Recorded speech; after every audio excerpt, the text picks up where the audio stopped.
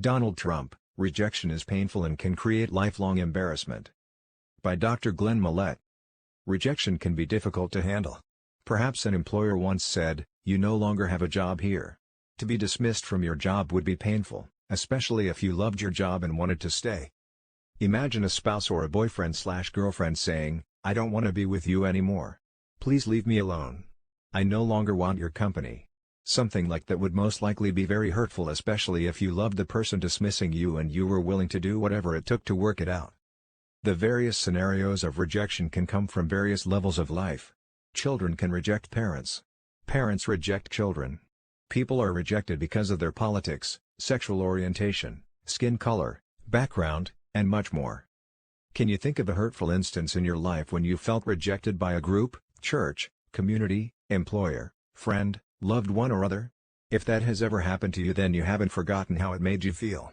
You were disappointed, hurt, probably angry, and maybe even bewildered by the rejection. You may have even been surprised by the rejection. Or, maybe you saw it coming but tried to hold on to the position or the relationship. It is obvious that Donald Trump loved being President of the United States. He loved the position, the influence, the power, the prestige, and the millions of adoring fans and supporters. He flourished and thrived personally as President of the United States. While others may have grown tired from the load of being president, Trump seemed to thrive. He loved speaking to the massive crowds and still does. Trump's crowds and mega support may have led him to believe that being defeated by an aging Joe Biden was just impossible.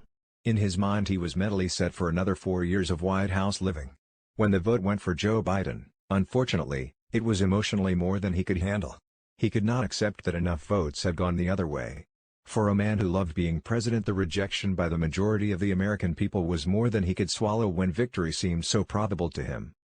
The hurt, pain and anger of rejection and losing something he loved so much muddied the mind of a president who truly had worked hard to shore up our military, veterans, border security, medical cost transparency, and so much more.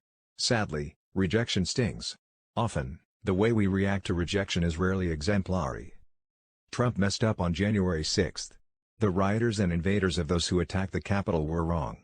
The long silence of Trump may be the ongoing nightmare that could permanently lock the White House door that he would so love to once again enter. Only time will tell. Republicans will most likely nominate him again, and Democrats are fearful of another race between he and Joe Biden. Who knows yet what the future will bring? The main point is this: if and when you are rejected, give yourself enough time to make a rational and clear response. Anger, hurt and disappointment are black clouds that always mire the mind. Take some time off. Get away for a while. Talk to reasonable thinking people who can see the big picture.